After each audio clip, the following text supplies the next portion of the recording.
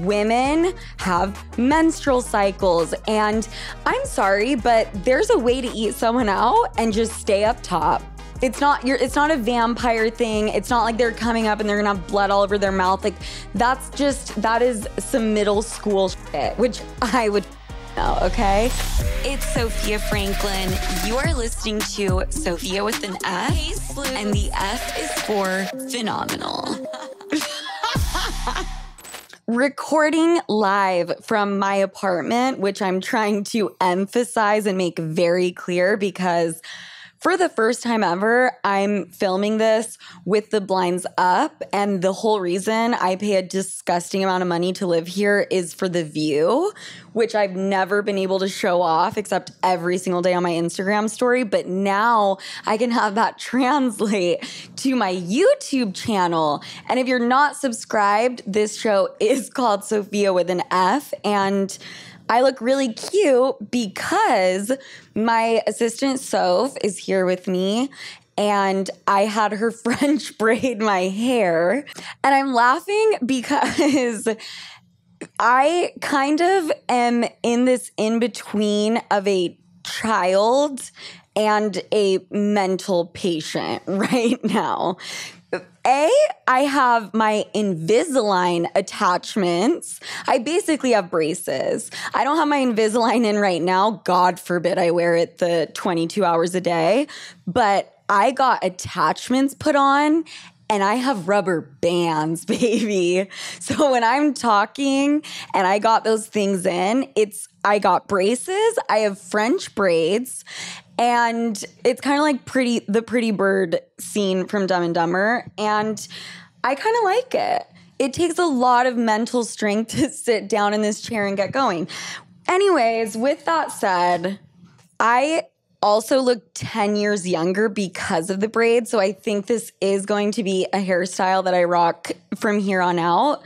Also, because I need to stop damaging my hair by using my curling iron on 450-degree setting, and I can literally see my hair every time I style it sizzling. Like, there's smoke coming off of my head every time I do anything to it. Why? Because I'm always in a rush, and it's like, why use the setting where you have to hold the tool on the hair for 5 minutes when you can just do it in 1.5 minutes?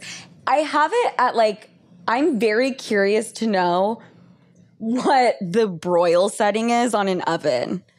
I'm pretty sure it's around 400 and 450 degrees.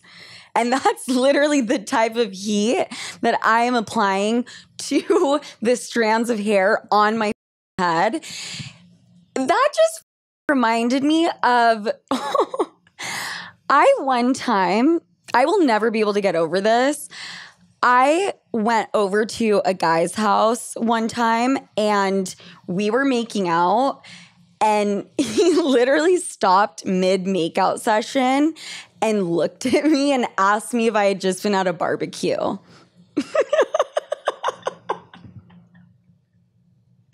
Do you know how horrifying that is? That is horrifying. Was he getting that barbecue smell right from my head?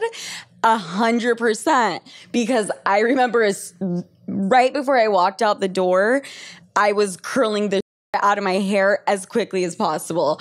So that's really fun, and I don't want to do that anymore. We're not applying heat to the hair. I want to talk about LA because I was there for 72 hours, and every single time I go to Los Angeles, it's just always an adventure. I try to cram in the most amount of things I can in the tiniest fraction of time. That includes work, recordings, go on a date, go see my manager, who I love to death. And let me just tell you about this team dinner that went down, okay? My manager put together this team dinner, and it's like everyone from his team. I'm going with Soph, and I had just gotten done doing like 5 recordings, okay? I am exhausted. I am so drained, but I'm so excited to be there. We get to the restaurant. It's darkly lit. And the hostess walks us over to the table, and I spot my manager, and I start saying hi to everybody and just going around and giving everyone a hug. And when I reach my seat, I see this guy that I had previously had sex with and had a huge blowout fight with and a huge falling out with, aka this guy hates my guts, and we had sex multiple times before he hated me. And there he is, sitting at the team dinner. I didn't notice him before because when we walked in, his back was like towards us. And you could just see on my face that I was extremely confused, had no idea what was going on. I look over to my left, and my manager and the entire team are basically on the floor laughing hysterically, like they had never done a prank like that in their entire lives. And the thing is, I hadn't even sat down yet. I didn't even have a cocktail yet. I had nothing. And they had him sitting to my right. You know, okay, so I had Soph on my left. They have him sitting directly to my right. And I'm sitting down thinking to myself, oh, I'm in it for the long haul. Like I've got an entire dinner, probably dessert, a lot of just talking and catching up to do with this guy who wants me dead and has been inside of me right next to me. So I immediately, right after I sit down, start profusely apologizing. I am so sorry. I know, like, when you came to New York, I completely blew you off. And I know that I told you to please come and that, like, I needed to see you and that maybe, you know, impacted your plans and da-da-da-da. And then literally when he got here, you guys, and this is why he hates me, rightfully so, he came to New York after weeks of me talking to him on FaceTime and telling him, like, oh my God, like, I really want you to come here. I'm so excited to see you. He lands in New York. He's got 3 nights here. And every day I am texting him saying, okay, tonight, later tonight, ghost. I did that 3 nights in a row. And I'm not proud of it, but the thing is I was like really not in the right state of mind. I went on a boat with random people. So if that just puts anything into perspective about where my head was at. So this guy is not happy with me. You might be wondering, why was this guy at the team dinner? How did that happen? Well, he just so happens to be kind of like a mutual friend within that realm. And he knew my manager and like all those people before I met him.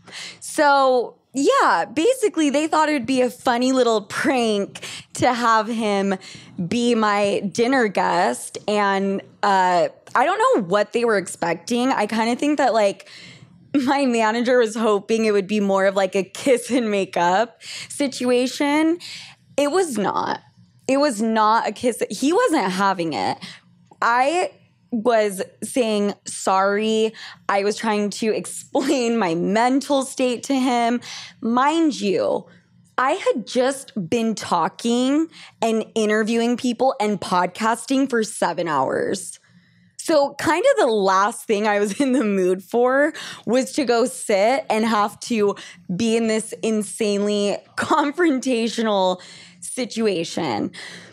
This guy was so upset with me that I jokingly put my hand just like on his leg. Why? Because he has me without a condom before. I thought it wouldn't be that big of a deal to just kind of give his knee a little bit of a squeeze. And he slapped my hand away. Slapped my hand away. And so I'm so happy you're here because for whatever reason, thought it'd be funny to like egg him on. And she was to my left being like, oh yeah, that's like good on you for doing that, bro. The whole thing was just, I'm not going to say it was a disaster. What I can tell you is there was no work conversation whatsoever. However, because I am who I am and I can just charm the pants off of anybody, we did end the dinner with him telling me to extend my trip and to go stay with him in Venice, which I did not do, but I think we're okay now. I still think he like deep down kind of wants me dead, but the dinner was great. Did we discuss work and business? No. Did we get faced? Absolutely. Did we eat great food? Yes. And, you know, that's all I have to say about it. Actually, no, it's not. Let me just give you a little bit of insight into the dinner conversation as well. Because something that my favorite buddy brought up, can we call him Bob? I'm just going to call this guy Bob, okay? Bob brings up to the table that he thought I was kind of crazy when we were hooking up because I made him call all of his friends and everybody he knew individually on speakerphone in the car and ask them if they thought eating a girl out on her period was gross. My take on that kind of situation is no, it's not. Women have menstrual cycles, and I'm sorry, but there's a way to eat someone out and just stay up top. It's not a vampire thing. It's not like they're coming up and they're gonna have blood all over their mouth. Like that is some middle school shit, which I would know, okay? But I had him do that, and I was a little bit alarmed at the answers that were coming in through the Bluetooth.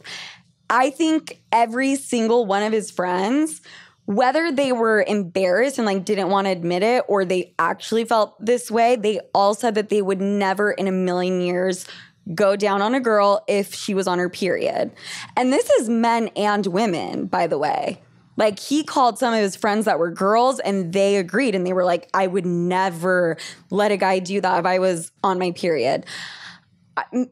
Call me progressive, I guess. I guess I'm just, ahead of my time.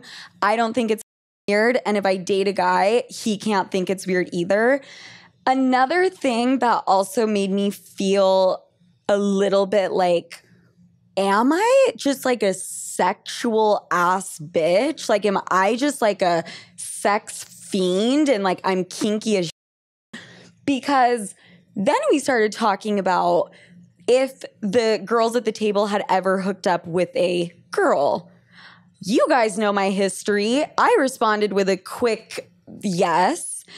And the guys at the table and the girls actually were like, so like they thought it was like the craziest, most wild thing ever. Not so much the girls, but the guys specifically. Like, well, like, what does that look like? And would you go down on her? Like, would she go down on? And they were just so perplexed. And I really felt like I was back in Juan Diego Catholic High School in Utah.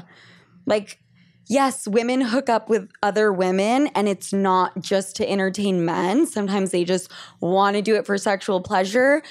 So that is what a team dinner consists of, and that's we really get down to like the hard-hitting questions and vocalize them and come to no agreement whatsoever. I really felt like a fish out of water. Everyone knows I choose to live a life of comfort, and loungewear is my uniform, whether I'm staying in or leaving the house. So high quality loungewear is absolutely necessary. I mean, I can't be like running around Soho looking like I'm wearing raggedy old pajamas. I think you guys know where I'm going with this. Skims is the shit. I will say it once, I will say it twice, I will say it for the rest of my life, and Skims Soft Lounge is even better. Last week I headed to the Hamptons and I wore the Soft Lounge Scoop onesie for the long drive. I love a little one and done outfit like this because A, I'm lazy, but B, it's just so perfect to throw on with a quick pair of sneakers and head out. Or to chill around the house, but either way, you're gonna feel super cute and you're gonna look even cuter. If you haven't tried a onesie yet, get this one from Skims. I promise you, you will not regret it. From working and recording for hours in my apartment to grabbing a drink with friends, maybe a guy, this Soft Lounge collection has not let me down, and it's worth the wardrobe investment, trust me. Shop the Skims Soft Lounge collection at skims.com, now available in sizes extra, extra small to 4X. If you haven't yet, be sure to let them know I sent you. After you place your order, select Sofia with an F in the survey and select my show in the drop-down menu that follows. Love you, Sloots. I don't want to admit it, but I am getting older, and lately I've noticed a dullness to my skin and some signs of aging that I've never seen before. So I knew it was time I refreshed and upgraded my skincare routine. One of the best things I did was a Sinoglow treatment by Sinosure, and I am so excited to tell you guys about it. Sinoglow is a treatment that combines the PicoSure Pro laser, a picosecond laser technology, with Potenza RF microneedling. On its own, PicoSure Pro tackles uneven skin tone and texture, treating hyperpigmentation, dark spots, and wrinkles. On the other hand, Potenza microneedling stimulates your body's collagen levels to give you tighter, firmer looking skin and targets unsightly blemishes for a smoother, more radiant complexion. Together, by combining the two treatments, you get all of these benefits in one. Who wouldn't want that? With Sinoglow, the strength of the laser combined with the depth of the microneedling really allows deeper skin concerns to be treated. Sinoglow targets pigment, tone, and texture, and I definitely saw a difference in my skin after the treatment. One of my favorite things about the Sinoglow is that it has minimal discomfort and no downtime. So you're not sitting in the chair uncomfortable, and you can get right back to your routine once finished. The entire treatment takes less than an hour. If you are really looking to upgrade your skincare routine and tackle pigment, tone, and texture, I highly recommend trying out Sinoglow by Sinosure. For more information and to find a provider near you, visit sino.news/Sofia and check out my Instagram reel. Let's move on. I need to be out of my apartment in 15 days. And I know I've said that before, but it's not because of some like La La Land kind of concept. It's because the literal leasing agent who rented this apartment to me has been trying to get me out for the past year. I signed a 1-year lease, and I've been on a month-to-month lease for a year now. And how I've gotten away with that is a story for another time, but something about his email this month made it sound like he really meant it this time, which, as you can tell, I'm taking very seriously considering I have 2 weeks and I don't have anywhere to move. This is the thing about New York apartment hunting. It's true what everyone says. It is unlike anywhere else on the planet when it comes to finding an apartment. Non-negotiables in every other state in the United States are very much negotiables here. For example, I want to move out and I need a 2-bedroom apartment. Okay, great. I also would like a dishwasher, an in-unit washer and dryer. So, you know, the thing that you put your clothes in and then you wash and then you put those clothes in the dryer? That is a huge selling point for an apartment. You know how many apartments I've fallen in love with? And, oh, they have washers and dryers. You just have to walk down 7 flights of stairs and go to the community laundromat, which is in the building. And I don't know about you guys, but like, when I have a laundry day, it is not a stroller, but a grocery cart's worth of clothing. And I can't be like schlepping that up and down 7 flights of stairs, which brings me to my next negotiable: stairs.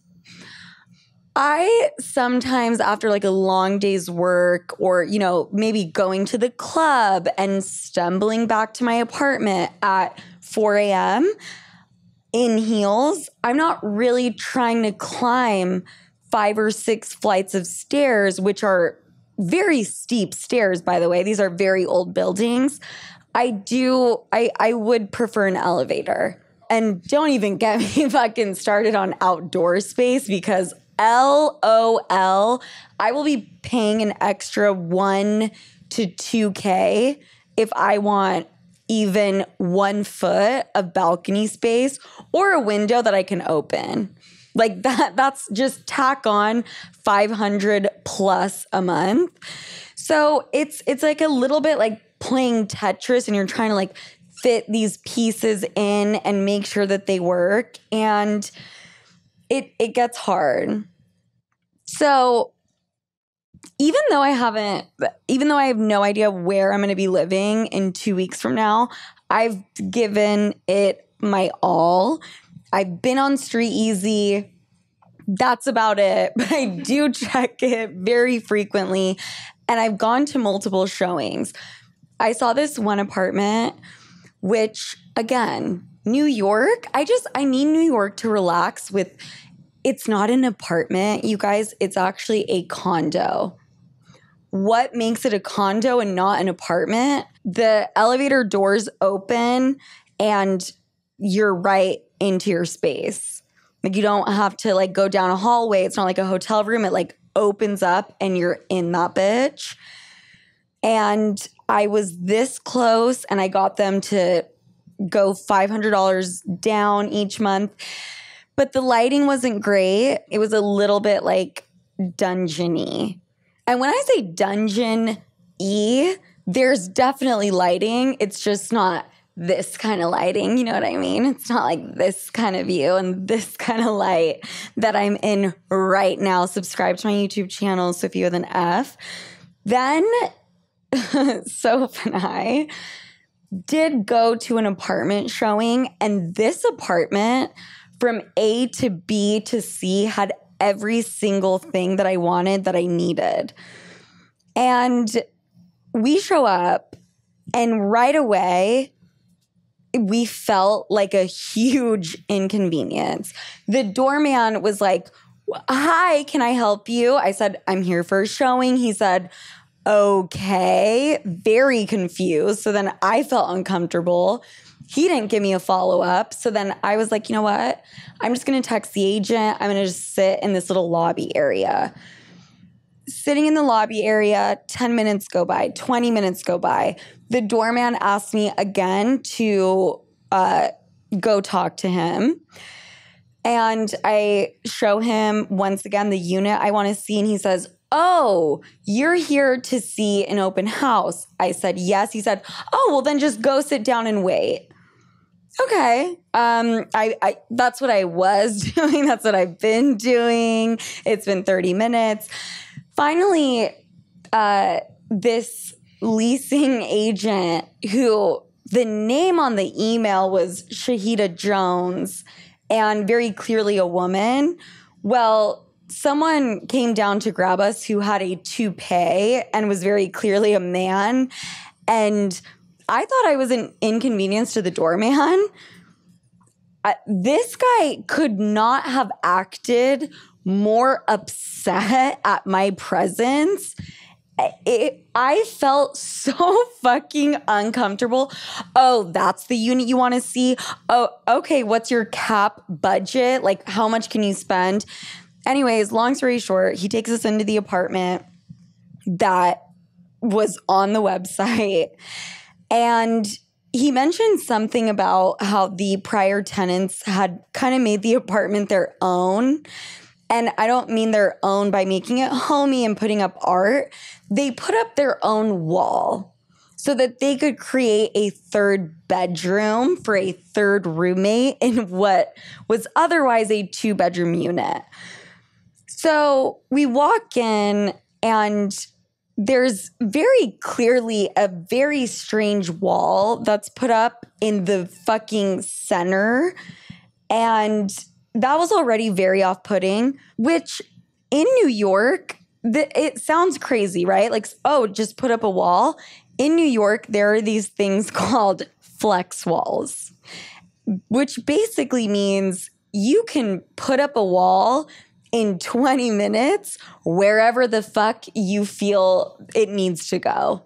I could put up a wall right here, right now in 20 minutes with a flex wall. That's another very New York thing, which is a little bit insane. But I wasn't going to let the flex wall throw me off. I walk in. We walk to the master bedroom. We walk into the bathroom. There are literal poop, splatter, stains, and debris on the bathroom sink and the bathroom mirror. Brown spots, okay? And the leasing agent did make one little casual comment like, you know, this hasn't been cleaned, but like it will be clean, but you know, when you move in. If I am walking in somewhere, okay, the flex wall is one thing. You're going to just let poo. You're going to let a fucking feces just chill on the mirror. Like, I don't know, if I was getting a commission by renting something out, I would have, you know, just given a little bit of a Clorox wipe, the fact that there was just, that's how much they didn't give a flying fuck about the apartment made me feel like, you know, that's probably going to carry on. And I, all of a sudden right now, don't give a flying fuck about this apartment. And I will go into a deep, dark hole and I'll put up 12 flex walls. Then he shows us the next unit in the building, which, full transparency, this next unit is a different layout and a little bit nicer for $8,000. $8,000 a month, okay? Which math is kind of crazy. So like 12 times 8, I can't really do off the top of my head. I want to say it's over $100K. Just in rent. So we go to this next unit. I'm thinking in my head, like, after that fecal matter situation, I think that I could get them way down on the price. I enter a fun house. I enter a circus fun house with mirrors that make you look bigger or skinnier than you are and make you look lopsided, and hallways. And the fact that it didn't have a flex wall and was crazier of a layout than the prior unit, you walk in, you go to your left. Well, you don't go to your left, actually. You walk in. On your left, you have a closet door, 2 of them. You open the first closet door. Okay, it's a closet. You open the next closet door, and there's a little mini hallway with 4 closets in the hallway, 2 on each side. That's a very interesting walk-in closet layout, right? You walk down this little hallway. Oh my God, master bedroom. Who knew? There's a master bedroom at the end of the hallway, and then there's a bathroom. I felt like I was in a psych ward or in an escape room. You know those escape rooms where like you literally go with your friends when you're 16 and like you have to figure out how the fuck to get out of there? That's what it was giving. And it's just the fact that those two units were so horrifying and they both were $7,000 to $8,000 a month. That's the shit I'm dealing with. And you know what? I hope that my leasing agent sees this and doesn't give me a hard time when I definitely email him and say, I might need till the end of September. And then to add insult to injury and just really sprinkle salt on the wound, Toupee Guy had the audacity to look at me and say, do you want to look at the amenities? No, I'm good. Like, I live in a building that has a bunch of amenities. They're kind of similar everywhere. And he goes, well, there's an outdoor pool here, which you guys have heard me talk about. I mean, having access to an outdoor pool is very, very rare. Not rare enough for me to live in like an infested with poop or not know how to get out of my room and meet the Postmates guy. Like, it doesn't balance each other out. Then he looks at me and he says, so yeah, the amenities, it's just an extra $100 a month. Oh, really? Because the amenities in the building that I live in and walk into and out of every single day, I would just assume I have access to, I don't know, every room in the building. Oh, but now you're going to tell me it's an extra $100 if I want to go on the patio or go up to the rooftop? Is there a bar up there? I mean, if it's a restaurant up there, then I get it. Like, I'll pay for the, aperitif and the martini, but it's literally just outdoor space on the roof and I have to pay $100 a month just for that. Kindly fuck off. If you are planning on moving to New York, I really don't want this to discourage you because it's the best city in, I'm not going to say the world, but the US to live in, and I will die by that. Let me just give you a few words of wisdom. Number one, you don't need amenities. Like, you really, truly don't. You think you need a bowling alley. You think you need a squash court. You think you need an NBA-sized basketball court. You don't. I've been living here for 2 years, and I think I've stepped foot in the gym maybe 4 times. And that's because the other rooms were taken. Also, you want to live downtown. If you can't afford it, which downtown, by the way, is considered 14th Street and anything below. Soho, Lower East Side, East Village, West Village, Two Bridges, which I'm just going to say it right here, right now, will be the next Soho. Like, I live in the Two Bridges area, and it's Two Bridges is really funny. Dime Square, which is that a play on Times Square now that I'm saying it out loud? Times Square is a fucking disaster. Dime Square is this very like up and coming, cool, just awesome vibe and place to live. So I'm trying to really stay in the Lower East Side. Each neighborhood downtown has like its own kind of character. Lower East Side is like, you kind of have like artsier, edgier people, I guess you could say. Dime Square, I'm not going to call them hipsters, but like they're doing some quirky ass shit. If we go to Soho, it's a mixed bag, but it's very much people not from New York, or they just have like their pied-à-terre, and it's in Soho, and there's a lot of lofts and kind of, more basic people. Sorry. Then you have West Village, which ching, ching, ching, very expensive. One of the most coveted places to live downtown. but also because the apartments are so cute and exposed brick and ivy growing on the side of the building, lot of walk-ups, lot of zero amenities, zero elevator, zero air conditioning that's up to date, zero of the in-washer dryer shit that you would want.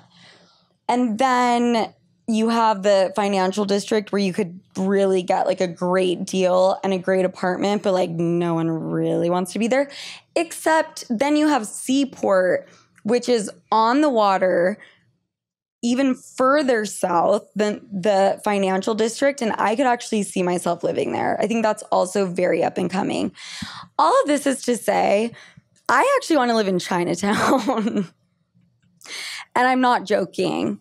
Chinatown is central location, and it's right by Soho, right next to the Lower East Side, not right next to West Village, but like pretty close. And the culture and the fresh fish that you don't have to pay $40 for one dinner's worth of salmon. You can actually get it for $7.99 a pound, which I will be showcasing that because I am going to walk back there and get it. I forgot. Fresh produce and just cool. I fucking love, I am the Chinatown mayor. And I actually met this guy who just was showing me an apartment because his friend or whatever, like the actual leasing agent couldn't make it. And he said that he's going to find me a loft in Chinatown and I can put up as many flex walls as I fucking want and literally be the architect of my own apartment, my own space. Like, flex walls are horrifying, but at the same time, you can just we will be there though. You can just rent an open floor plan and think, I'm seeing a wall there and a wall there, and I'm seeing a 5-bedroom or a 0-bedroom. I actually want to put my bed in the kitchen. And that's just New York for you. We're going to jump into SOS, Save Our Sloots. I asked you guys on Instagram what you wanted to hear, and y'all delivered. And I made a list of everything. I obviously can't touch on everything because so many people wrote in, like thousands and thousands and thousands of you. But you guys wrote some great shit. Number 1, when your boyfriend has low libido. So we tend to think of sex as like this separate thing. And by separate, I mean we think it's separate from how we're feeling, what's going on in our lives, And it's kind of similar to how I used to talk about sex, where it was very transactional and very much just like, oh, I'll hook up on a first date and I don't give a shit. My views have changed a little bit on that. And I do think that there is like this emotional, intimate component to sex. So when you're talking about low libido, I think there's various factors at play, but I think one of the big ones is how your partner's mental is at that moment in time. I don't know if he's always had low libido. I don't know if maybe you just have a very, very high libido and his is actually just quite on par and you're just, trying to fuck it out every 5 seconds. But I've had multiple situations where I've been in a relationship and for one reason or another, the other party or even both of us are just in such a stressful time in our lives or depressed or sad or just high anxiety. And I've had moments in a relationship where we're having sex once a month. So I think that's something to take into consideration. And sex and, the amount you're having it is going to ebb and flow as with fucking anything else in a relationship. And you don't have to freak out if it's just been like this for a moment in time. And I think once the mental health thing gets sorted out, the libido will bounce back. I also think medication, we don't realize, can play such a huge factor. I remember my friend was in a relationship with this guy and he had serious problems getting it up, and it ended up being like the amount of Adderall he was taking. And I thought that was really interesting. But Adderall, antidepressant, like any kind of medication could also be a factor. And I think that this is also something that you can share with your partner and kind of like demystify it. And maybe then if you have like this open dialogue around it, you'll get less in your head as to why there's this low libido thing happening. Because as women, like we do tend to internalize and think, oh my God, is it because I'm boring in bed, or he's not attracted to me, and da-da-da-da-da. So I think it's important that like you bring it up to him and you just let him know that it's completely fine. But you want to know what's going on in his head. Lowe's or Home Depot? This is the second question here. Let's just do a little quick 1-2 step. Home Depot. I know that Lowe's exists, and I've seen commercials, and I think I've even seen signs for a Lowe's. I've never stepped foot in one.